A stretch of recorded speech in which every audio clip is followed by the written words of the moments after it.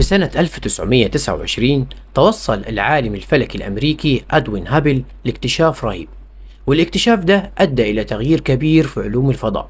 وبسبب الاكتشاف ده سمي منظار ناسا الشهير فيما بعد باسم منظار هابل نسبة إلى هذا العالم.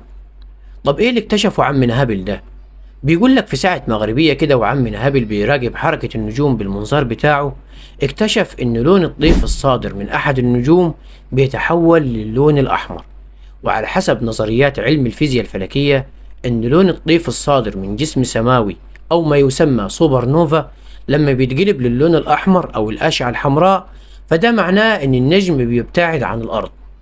أما لو كان لون الطيف ده باللون الأزرق، فده معناه إن النجم بيقترب من الأرض. وده كان أول اكتشاف لعمنا هابل. طيب اكتشف ايه عمنا هابل تاني؟ اكتشف يا سيدي إن النجوم مش بس بتبعد عن الأرض، لا دي كمان بتبعد عن بعضها البعض. الموضوع عامل كده كأنك جبت بالونة ورسمت على البالونة نقاط جنب بعض، وجيت رحت نافخ البالونة، هتلاقي النقاط دي بتبعد عن بعضها البعض، وإن الكون هنا شبه البالونة. وده بيدل على إن الكون في تمدد دائم وسريع في كل ثانية. واكتشف إن المجرات بتبعد عن مركز الانفجار الأول وبتبعد عن بعضها البعض.